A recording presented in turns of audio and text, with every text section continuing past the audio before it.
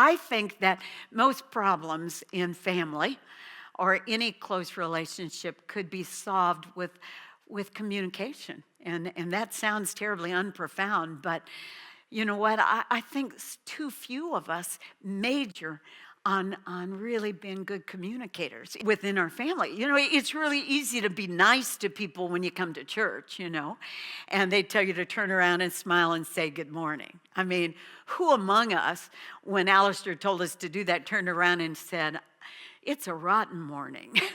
Sorry you even came. I mean, nobody's doing that. We're, good morning, how are you? It's so good.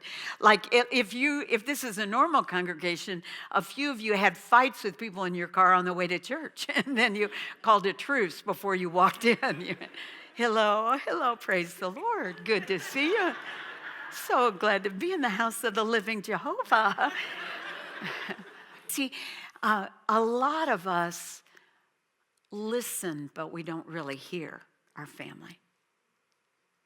And a lot of us, as communicators, at least I find it easy, maybe you don't, I find it easy to use not as much effort when I listen and even when I speak to my close-up family than I do my friends. Listen, if most of us talk to our friends in the same voice tone that occasionally we let ourselves talk to our family, we wouldn't have many friends. Isn't that true? And so over and over I had to say to myself, whoa, save your best self for those up close to you, communication-wise.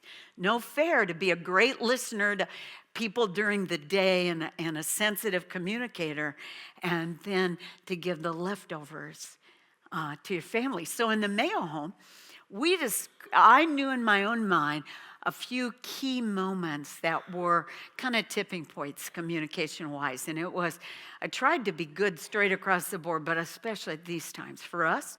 So I would say, you gotta make moments happen often that regularly game on communication-wise. For us, it was the dinner table at night. We didn't have TV on. We didn't have technology around us, you know. And granted, you know, sometimes there was nothing much eventful said at the dinner table. Other times, more significant. And then there was the time that became very precious that to me as a mom. From the time the boys were very young up until when they moved out of the house, if I was in the house or when they were going to bed, I'd walk into the bedroom and sit on the floor by their bed or on the edge of the bed or something, lights off as they started to fall asleep, and just chat for a little bit, usually pray with them at night. And I heard everything I needed to hear.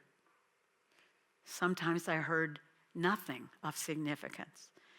But sometimes I heard stuff like, you know, Mom, I still remember when Josh said to me, and he was probably only 5 at the time, I think you love Justin more than you love me. Big words for a mom to hear. And I said, honey, why would you ever think that? And I don't even remember what his answer was.